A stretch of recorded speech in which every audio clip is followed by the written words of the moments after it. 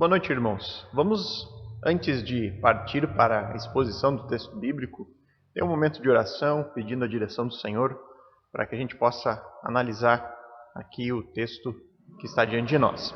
Então, vamos fazer uma breve oração aqui e já vamos fazer a leitura na sequência do texto alvo desta noite. Oremos. Bondoso Pai, amado Senhor, soberano Deus, obrigado pelos teus muitos cuidados com a nossa vida, obrigado pela tua graça e a tua misericórdia, obrigado pela tua revelação, a palavra de Deus que o Senhor entregou a nós e hoje nós estamos aqui para aprender mais sobre ela. Uma palavra que precisa ser interpretada de uma maneira correta, Senhor, e nós sabemos que apenas o Espírito Santo pode nos dar o entendimento e a iluminação necessária, Deus, para que a gente não caia em erros, não caia em falsas expectativas e falsas interpretações bíblicas. Nós precisamos em tudo, Deus, comparar com a palavra de Deus e pedindo em oração sempre que o Senhor nos abençoe, nos capacite ao entendimento do texto e que nos ajude a aplicar tudo aquilo que aprendemos em nossa vida. Queremos ser verdadeiros discípulos. Nós desejamos, Senhor, seguir no seu caminho, porque esse é o único caminho que nos promete salvação. O caminho do discipulado cristão, de seguirmos a Cristo e entregarmos a nossa vida a Ele. Nos ajuda, Senhor, porque somos falhos, somos seres humanos, o pecado ainda nos atrapalha. E nós precisamos de Ti em todas as coisas. E não é diferente, Deus, quando nós nos colocamos diante da palavra de Deus e quando nós vamos analisá-la. Nos abençoe aqui, Senhor. Fale ao nosso coração por meio do texto. Esse é o nosso desejo e oração, em nome de Jesus. Amém. Então, irmãos, vou fazer a leitura do texto desta noite, Mateus, capítulo 17, dos versos 9 a 13. O texto diz assim: Ao descerem do monte, Jesus lhe ordenou: Não contem a ninguém o que vocês viram, até que o Filho do Homem ressuscite dentre os mortos.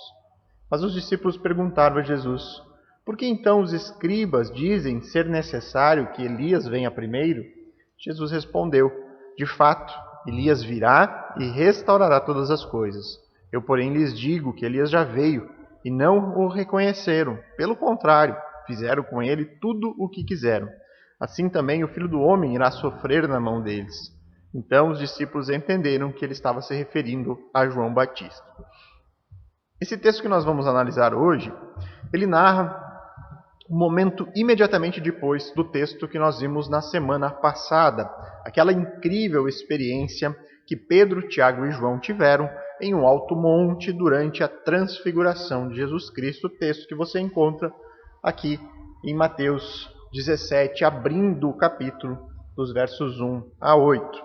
Este evento aqui que nós vimos já, ele foi um evento inesquecível para esses três apóstolos, onde eles puderam ali ter um pequeno vislumbre da glória futura do Messias, a glória futura de Cristo, um vislumbre do seu reino messiânico na sua consumação e também um vislumbre da graça redentora.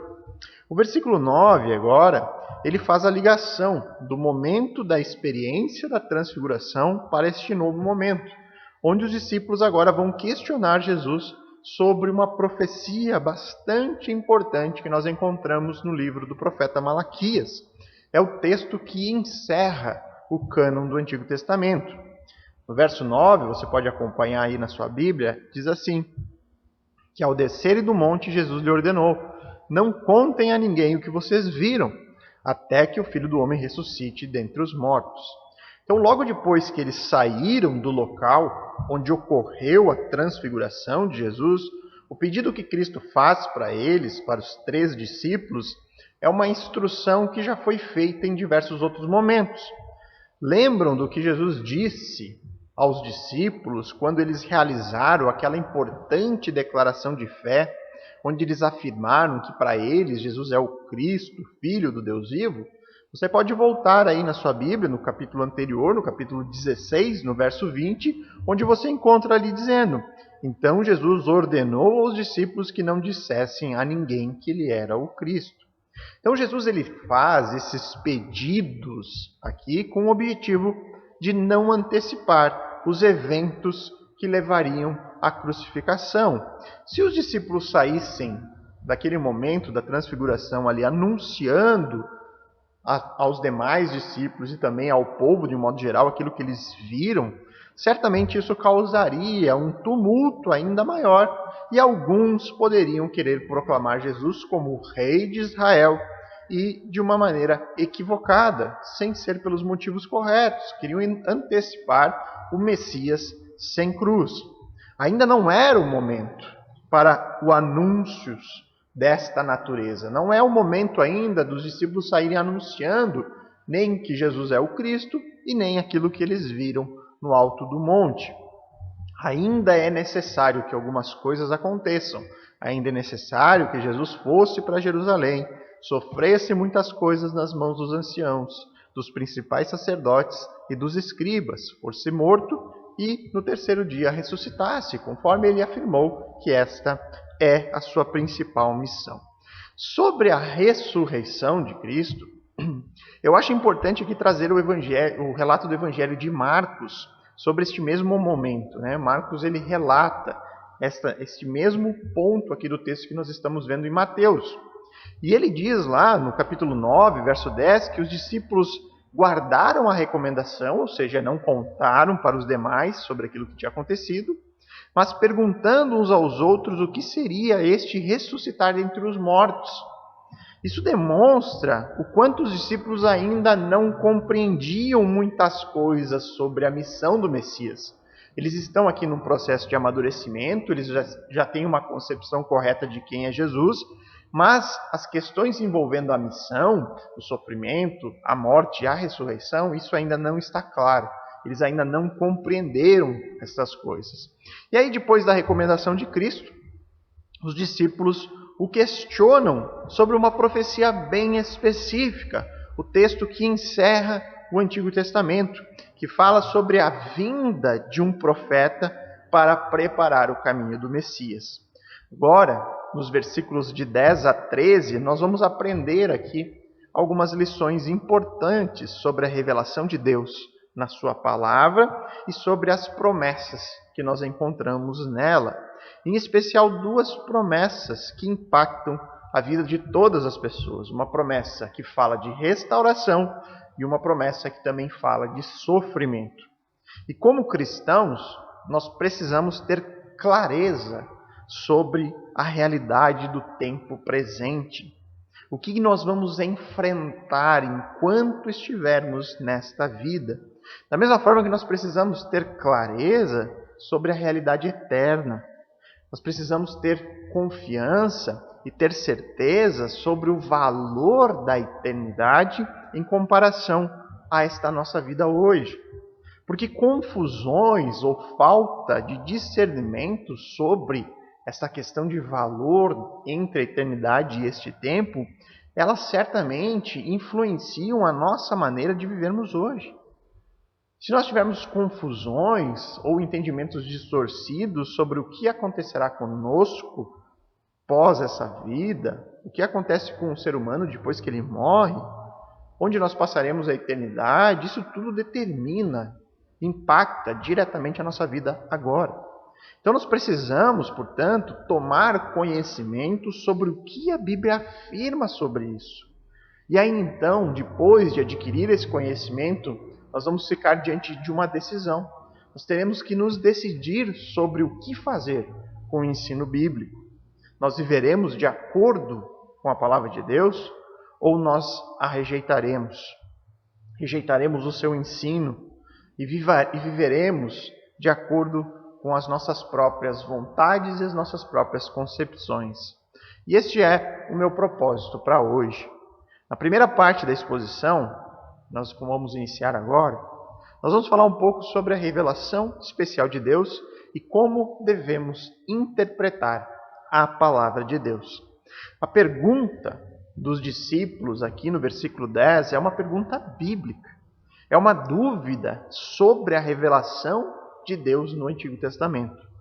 A fé cristã, ela é totalmente alicerçada sobre esta revelação especial. Que revelação especial é essa? A revelação de que Deus falou aos homens. Deus falou de diversas formas, falou de muitas maneiras, e tudo o que Deus falou, tudo aquilo que Deus revelou, aquilo que realmente precisamos saber, tudo foi registrado para o nosso próprio bem. Só que essa revelação do Senhor, ela foi entregue de maneira progressiva. Ou seja, desde o Éden, Deus ele tem se revelado, tem revelado qual é o seu plano redentor, e cada momento ele revelou mais sobre isso. Até que nós chegamos na revelação finalizada, completa, e isso ocorre com o cânon do Novo Testamento. A partir do momento que nós temos esses 66 livros aqui, a revelação de Deus cessou, não há mais nada que seja realmente necessário de novo, além daquilo que foi aqui escrito. Então, antes de finalizada esta revelação, nem tudo era muito claro para aquelas pessoas que não tinham acesso a toda ela. Nem tudo, muitas vezes, foi possível ser entendido de maneira clara. É possível observar isso neste ponto da história. Os judeus aqui no primeiro século, eles não esperavam o Messias com as características de Jesus Cristo. Eles não esperavam um homem simples, humilde, misericordioso e agora, conforme Jesus ensinou na sua missão, sofredor. Porém, era necessário aqui, principalmente para os discípulos, confiar nas palavras de Jesus, porque ele cumpria com os requisitos.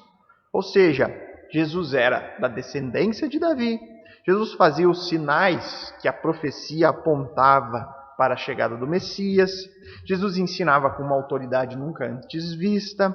O próprio Deus já havia testemunhado em favor de Jesus, quando ele disse, tanto no batismo quanto agora no monte, este é o meu Filho amado em quem me agrado, escutem o que ele diz. Então, muitos conceitos errados sobre este Messias prometido, o libertador, o salvador dos homens, o rei de Israel, existiam neste tempo aqui, e existiam inclusive na mente dos discípulos. Havia profecias sobre a chegada do Messias e sobre o tempo desta chegada que ainda causava confusões a muitos. E é disso que procede a dúvida dos discípulos aqui no versículo 10. Os discípulos perguntaram a Jesus, por que então os escribas dizem ser necessário que Elias venha primeiro? Reparem que os discípulos eles não citam diretamente o texto bíblico, mas eles citam a interpretação dos escribas. A interpretação que estes homens, os mestres da lei, aqueles que interpretavam o texto para o povo leigo, a interpretação que eles davam da profecia que encerra o cânon do Antigo Testamento.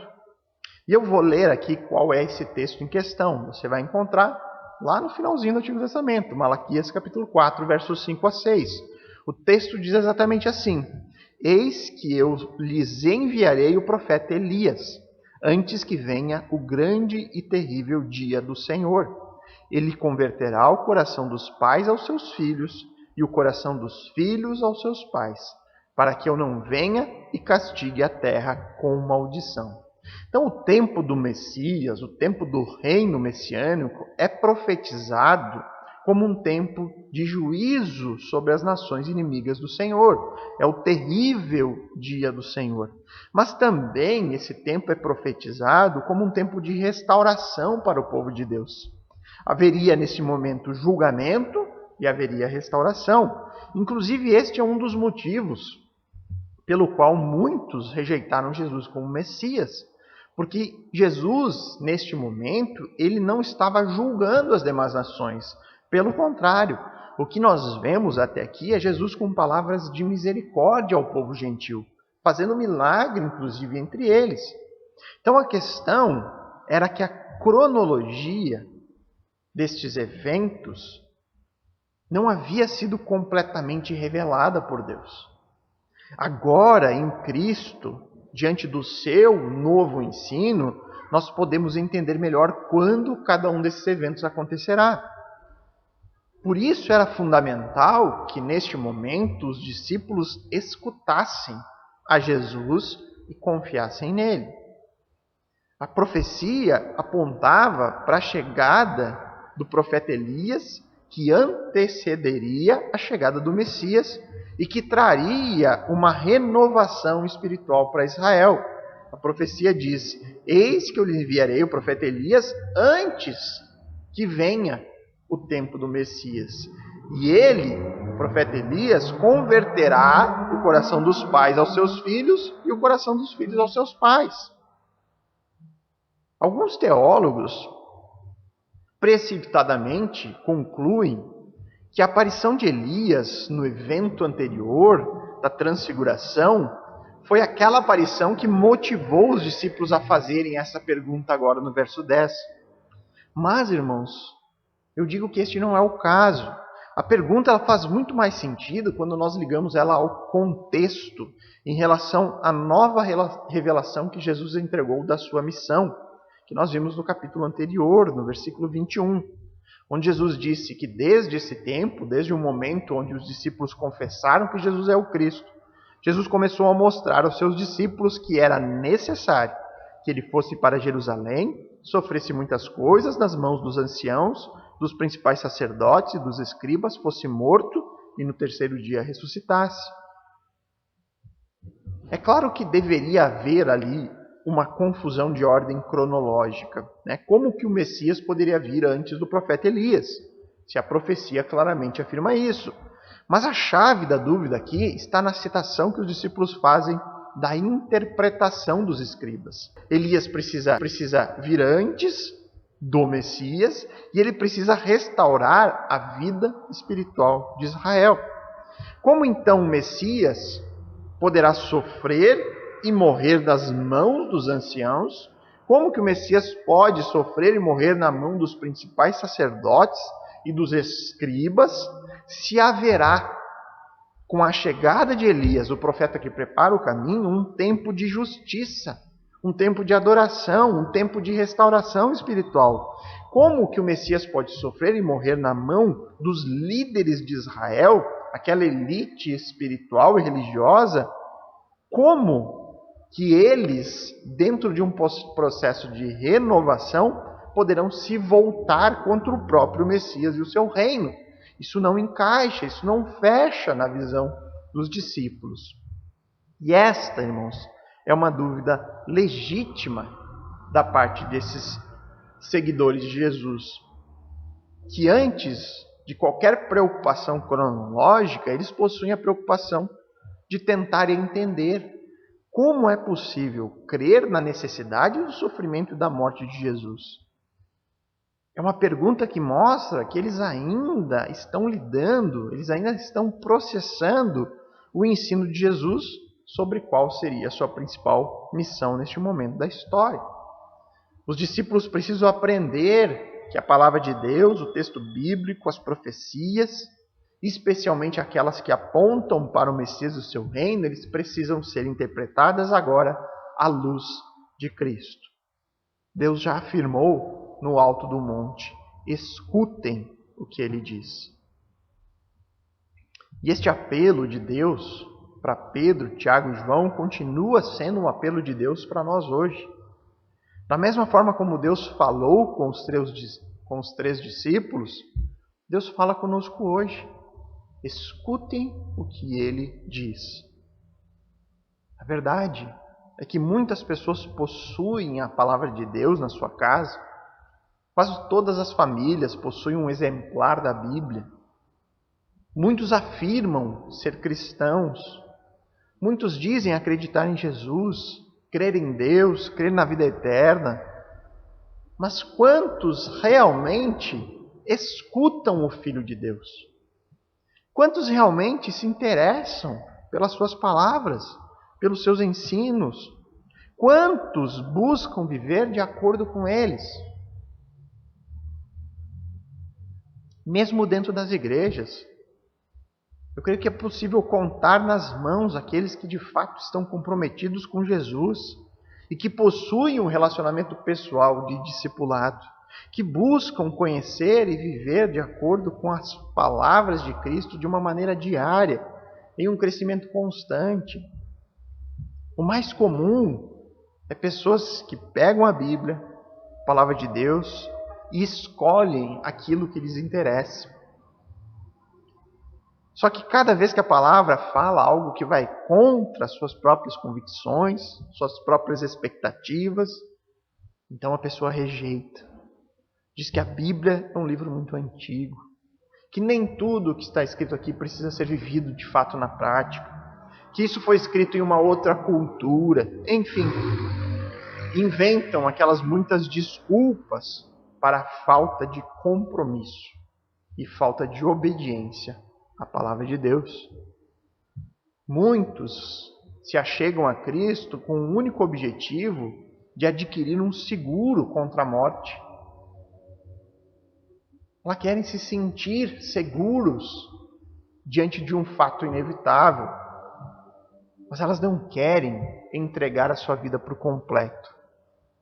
Elas não querem entregar a vida que hoje elas desfrutam.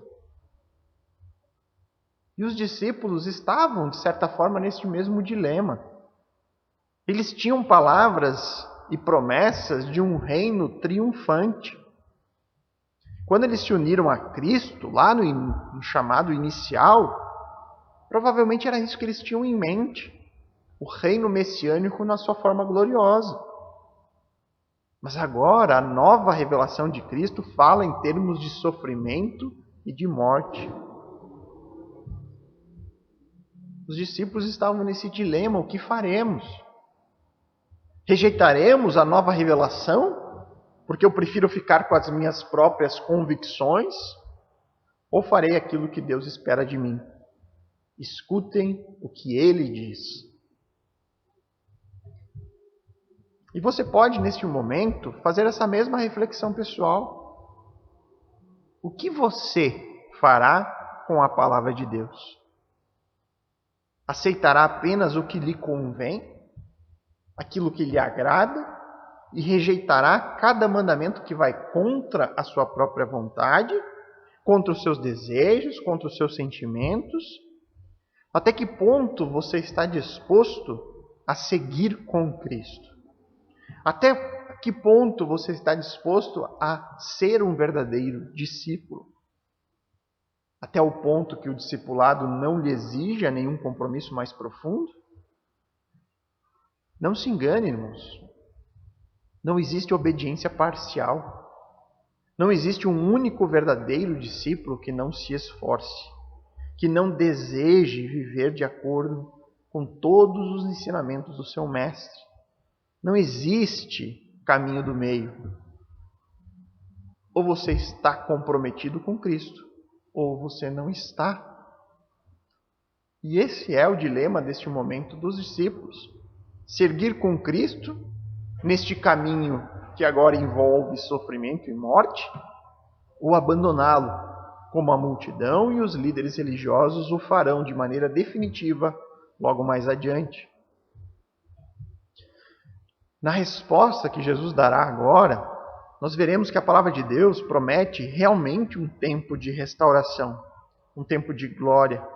Porém, existe também uma outra promessa, um tanto quanto amarga de ser engolida, uma promessa de sofrimento.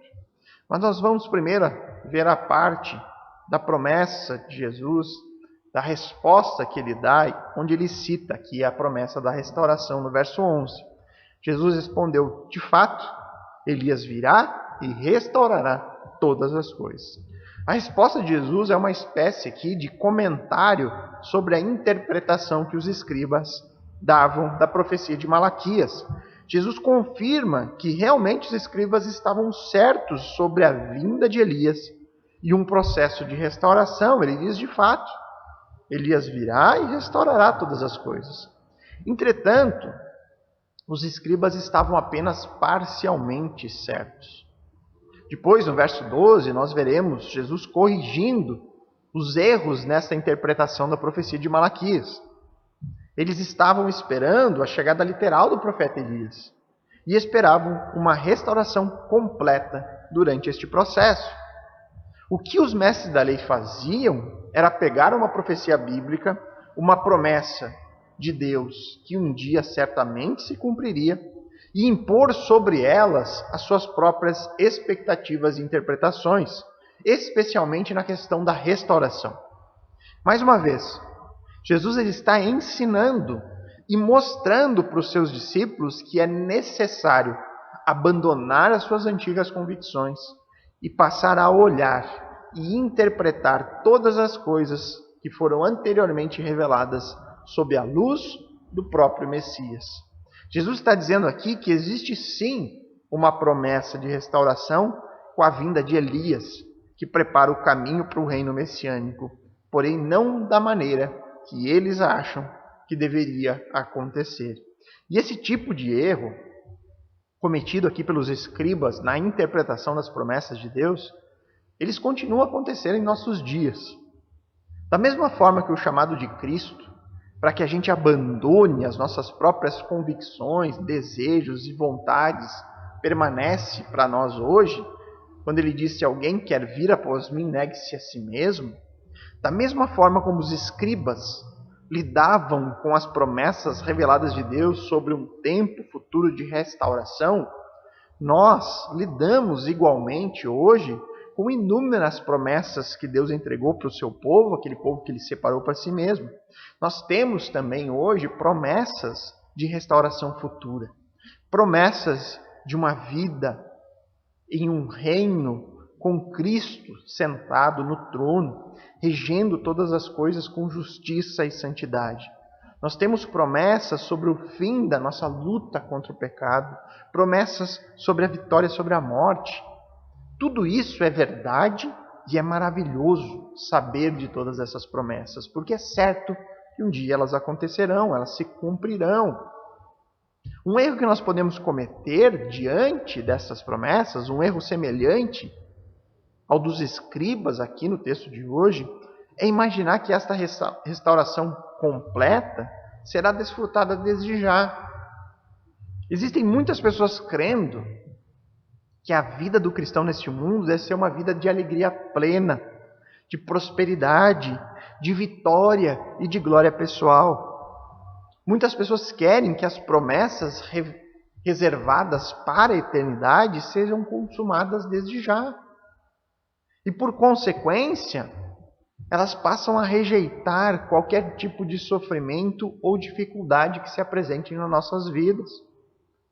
E aí essas pessoas, quando enxergam um irmão em tempos de dor, em tempos de angústia, com dificuldades, enfrentando batalhas e lutas na sua vida, eles começam a imaginar por qual motivo Deus está castigando este irmão. Será que esse irmão está em pecado? Será que esse irmão não está sendo fiel nas suas ofertas? Será que esse irmão está orando pouco? E aí cria-se toda uma cultura que parece que a glorificação ela já aconteceu no tempo presente.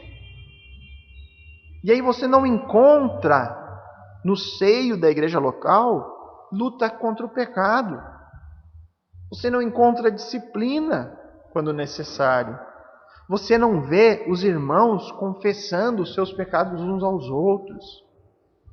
Você sequer encontra pregações que falem sobre o pecado, como devemos lutar contra ele. Quem não gostaria, irmãos, de uma restauração completa desde já? Quem não gostaria de desde já vencer completamente o pecado, estar liberto dele? Quem não desejaria desfrutar agora de tempos de plena felicidade e não precisar mais sofrer? Eu tenho certeza que todos nós gostaríamos que isso de fato acontecesse. Só que eu não posso impor esses meus desejos ou até as minhas falsas expectativas ao texto bíblico.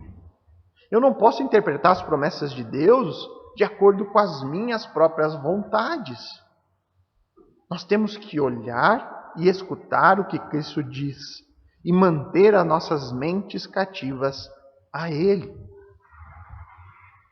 Porque outro erro que podemos cometer, e é comum nos nossos dias, é a quantidade de pessoas que mantêm a sua mente cativa a outra pessoa que não Cristo. Pessoas que não buscam seguir a Jesus, mas seguem outros líderes, seguem as interpretações de falsos mestres. Eu não estou dizendo com isso que líderes e mestres não sejam necessários, mas que em tudo nós devemos comparar com o texto bíblico. Cada um de nós precisa fazer uma análise de tudo aquilo que é dito, tudo aquilo que é pregado, sob a luz desta revelação que é infalível. A história está cheia de líderes que colocaram sob o texto bíblico as suas próprias convicções e interpretações. E essas pessoas são seguidas por multidões de pessoas que não questionam, que não comparam essas interpretações e pregações com o próprio texto. Vamos pegar o próprio exemplo de hoje. Existia a profecia de Malaquias que falava da vinda de Elias e de um tempo de restauração espiritual. E aí os mestres da lei aqui, eles interpretaram como uma vinda literal e um tempo de restauração completo. Jesus, na sequência, vai nos dar aqui a interpretação da profecia. A grande questão que se apresentava diante dos discípulos é: por que, por qual motivo devemos seguir a interpretação dada por Jesus, ao invés de seguir a interpretação dos líderes religiosos? Por que a interpretação de Cristo e por que não a interpretação desses líderes? A resposta é porque o ministério do Messias, o ministério de Jesus, ela foi confirmado pelo próprio Deus, como nós vimos no texto da semana passada. O ministério de Cristo foi confirmado pelos seus muitos sinais e milagres. Mas acima de tudo, e mais relevante ainda para nós hoje, o ministério de Cristo, de Jesus Cristo de Nazaré, foi confirmado pela sua ressurreição. Por que o judeu, até hoje, muitos rejeitam a Cristo? Porque independente das credenciais messiânicas que já foram apresentadas por Jesus, Cristo não é o tipo de Messias que eles esperam. Jesus, o Nazareno, não atende às próprias expectativas desse povo. Eles não estão dispostos a negar a si mesmo e abandonar as suas próprias convicções. Isso nós podemos aplicar a nós hoje aqui. Por qual motivo eu deveria seguir as interpretações que, por exemplo, Allan Kardec dá das palavras de Jesus nos Evangelhos? Por que será que eu deveria confiar nas interpretações que ele dá do texto bíblico? Por qual motivo eu deveria fazer isso? Porque a pregação espírita, kardecista é agradável para mim? Eu devo seguir ela porque ela atende os meus desejos e anseios? Eu prefiro permanecer com Cristo, porque Ele sim ressuscitou dos mortos. Na minha opinião, irmãos, muitas pessoas optam por seguir um outro caminho, que não o caminho da palavra de Deus, por seguir o evangelho da prosperidade, por exemplo, o próprio espiritismo, o budismo, adventismo, movimentos de nova era, o próprio catolicismo, muitas vezes, porque as pessoas se deparam com palavras duras que estão contidas na Bíblia e as pessoas não estão dispostas a viver de acordo com elas. As pessoas acabam seduzidas por alternativas mais fáceis, por caminhos que venham a confortar o seu coração rebelde e pecador. Porque em Cristo, no Messias, na palavra de Deus, nós temos, sim, uma promessa de restauração. Porém, nós também temos a promessa de sofrimento. Verso 12 e 13 diz assim: Eu, porém, lhes digo que Elias já veio, e não o reconheceram. Pelo contrário, fizeram com ele tudo o que quiseram. Assim também o Filho do Homem irá sofrer na mão deles. Então os discípulos entenderam que ele estava se referindo a João Batista. Vamos só recordar aqui o fluxo lógico desse diálogo. Os discípulos fazem uma pergunta a Jesus com base na interpretação dos escribas em relação à profecia do Antigo Testamento.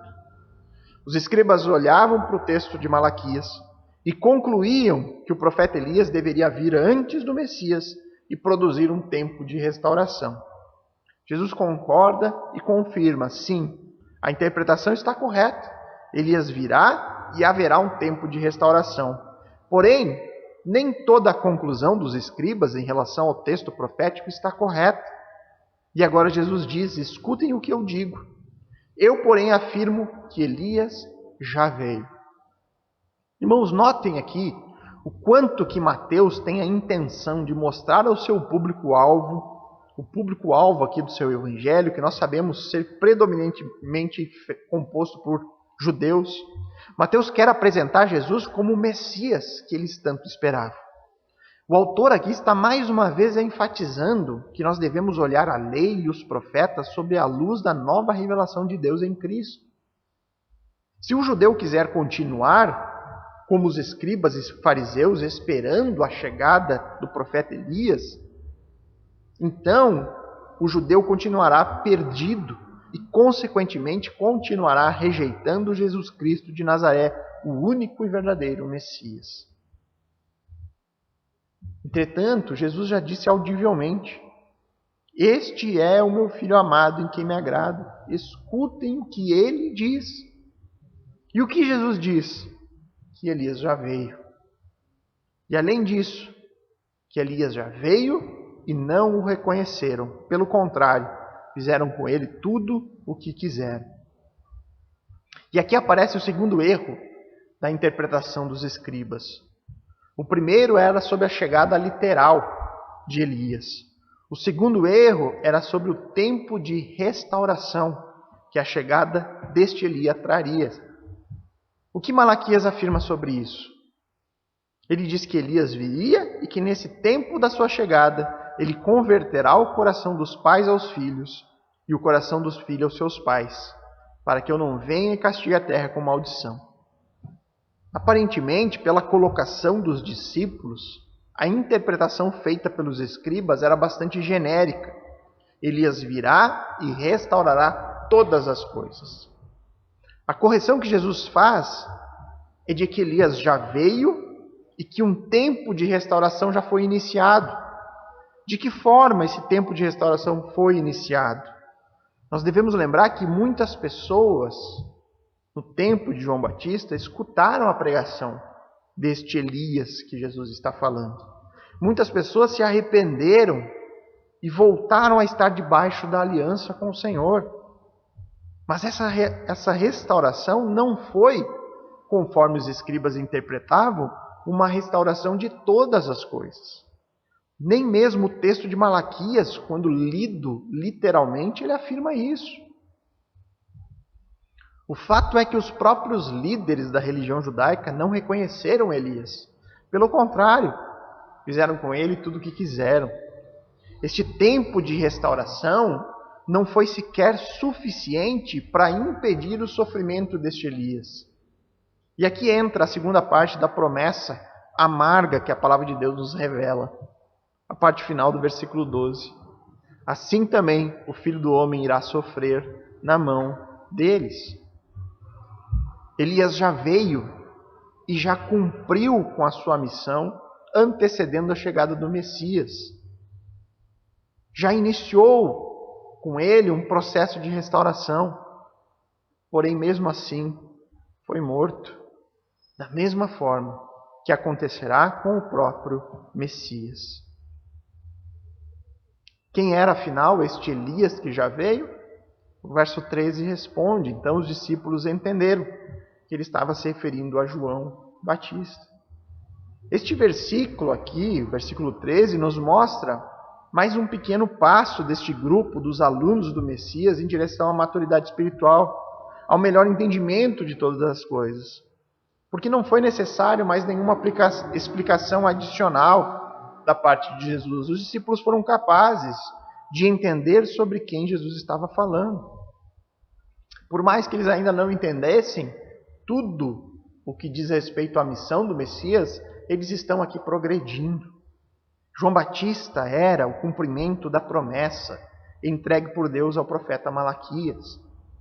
Cabe agora ao leitor deste evangelho decidir se continuará esperando a chegada do profeta Elias ou se escutará a palavra de Jesus e confiará que Elias já veio na pessoa do profeta João Batista. O processo de restauração já foi iniciado, mas antes que ocorra a promessa da restauração de todas as coisas, tanto o próprio Messias, neste momento da história, quanto nós mesmo hoje, precisamos lidar com a outra promessa, a promessa amarga do sofrimento. Se neste tempo presente, tempo do texto aqui, Elias já veio, foi rejeitado e sofreu, se o próprio Messias, no tempo aqui do texto, foi rejeitado e sofreu, se olhamos para a vida dos apóstolos e nós vemos homens que foram rejeitados e que sofreram, o que esperar todos os outros discípulos de Jesus? O que devem esperar aqueles que estão unidos com Cristo em um relacionamento de discipulado hoje? Devemos esperar glória, sucesso, prosperidade, algum tipo de reconhecimento da parte do mundo? Nós devemos ter a consciência de que neste tempo presente o sofrimento é inevitável e procede a restauração de todas as coisas. E é possível nós destacarmos dois motivos óbvios pelos quais o sofrimento na vida do cristão se torna inevitável. O primeiro é o motivo presente no próprio texto que nós analisamos aqui hoje. Nós vivemos em um mundo que se opõe com todas as forças contra Deus, contra o seu Filho e contra a sua palavra. Se nós vivemos nesse mundo na semelhança de Jesus, se o escutarmos, se o seguirmos, se obedecermos, então a oposição que é direcionada ao Messias será também direcionada a nós. Como cristãos, nós defenderemos posições que são desprezadas pelo mundo. Os valores do mundo são outros.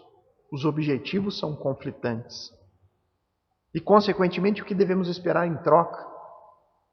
Só nos resta estar preparados para a oposição, para a perseguição, para sofrimento. Ao defender o padrão bíblico, a sociedade vai se opor ao cristão. Governos que não compartilham de uma visão de mundo judaico-cristã podem impor perseguição aos cristãos. Oposição pode surgir mesmo dentro do próprio lar. Marido contra esposa, esposa contra marido, pais contra filhos, filhos contra pais. Só nos resta estar conscientes e preparados para isso. E é fato que existe esta ameaça externa que nos impõe esse tipo de sofrimento, mas nós também temos que lidar com uma ameaça interna dentro de nós mesmos. E este é o segundo motivo pelo qual nós podemos ter certeza do sofrimento. Uma consequência inevitável por conta do pecado que ainda habita em nós. O pecado nos leva a tomar decisões erradas que vão contra a obediência à palavra de Deus e que nos impõem sofrimento constante. Todo tipo de sofrimento que enfrentamos neste mundo é uma consequência direta ou indireta do pecado, da transgressão, do não atingirmos o padrão santo de Deus. Eu vou dar alguns exemplos práticos disso que eu estou falando. Por exemplo, pais cristãos que não se empenham com aquilo que é a sua prioridade, levar os seus filhos a Cristo. E que por tentar dar uma vida melhor a eles, acabam por terceirizar todo o processo de educação e formação intelectual dos filhos. Sabe o que vai acontecer? Com o tempo, haverá o sofrimento em ver os seus filhos saindo da igreja, andando por caminhos distantes de Deus e da sua palavra.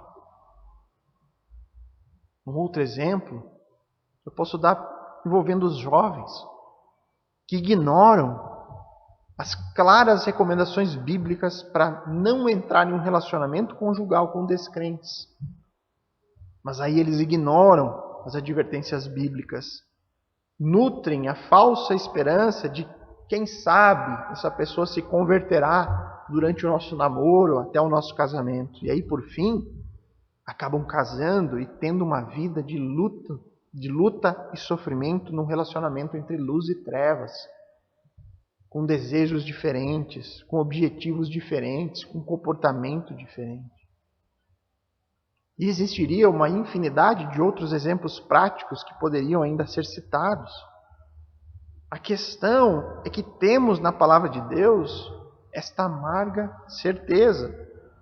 A certeza de que no tempo presente o sofrimento é inevitável. E isso ocorre por conta do verdadeiro discípulo lutar para viver de acordo com a palavra de Deus e, paradoxalmente, por conta do pecado, que muitas vezes nos levará na direção da desobediência a esta mesma palavra que nós tanto desejamos obedecer plenamente.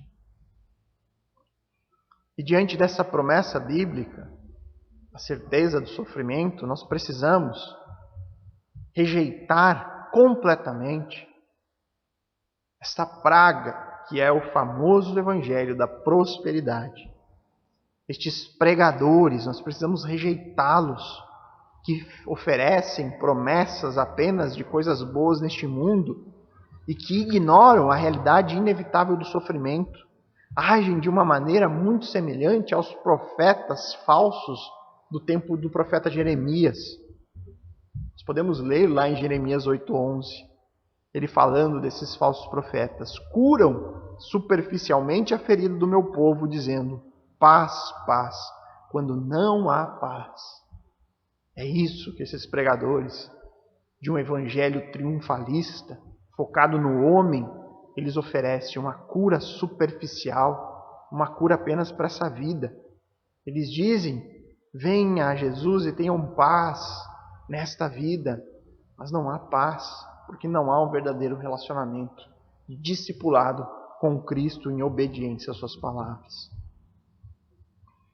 E talvez, irmãos, a questão final que fica de tudo aquilo que nós vimos hoje é: diante de uma promessa de sofrimento, diante dessa certeza, por que então eu devo seguir a Cristo?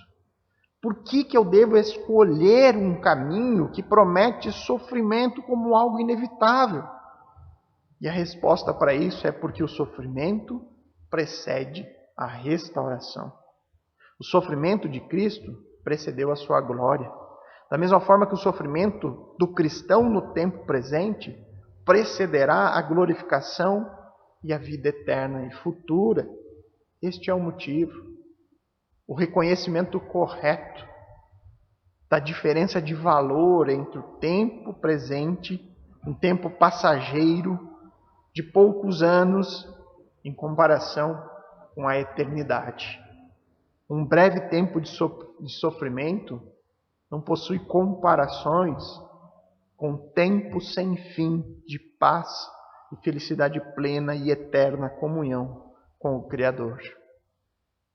Nós precisamos lidar com essa realidade bíblica. Nós precisamos saber disso e tomar a nossa própria decisão. Porque a maneira como vivemos hoje, a quem nós damos ouvidos e seguimos, isso determinará onde e como viverei por toda a eternidade.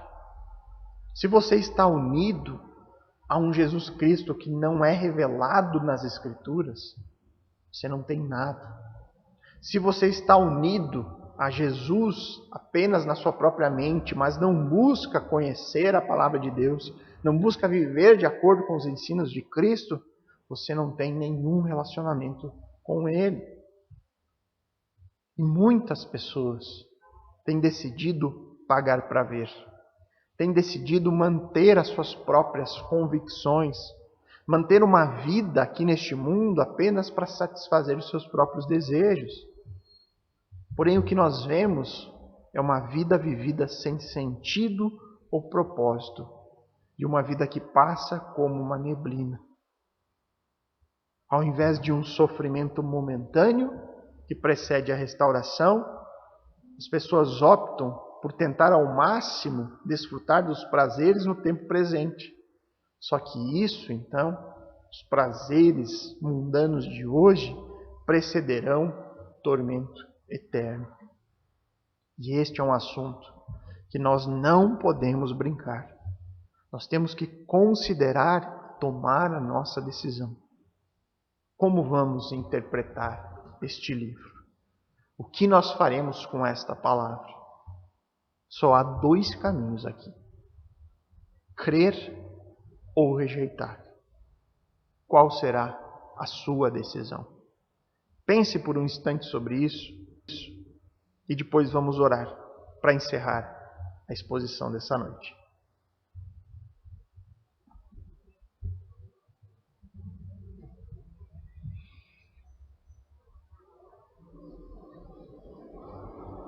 Bondoso Pai, soberano Senhor, o meu desejo e minha oração, após as considerações e explicações do texto dessa noite, que o Senhor possa iluminar o nosso coração e a nossa mente, para que a gente venha tomar a decisão correta, seguir a Cristo e o Cristo bíblico, o Deus encarnado, que veio a este mundo, que morreu na cruz, uma morte substitutiva, que pagou o devido preço pelos nossos pecados, que morreu no meu lugar, no lugar de cada um que crê, e que ressuscitou, e hoje está na glória dos céus.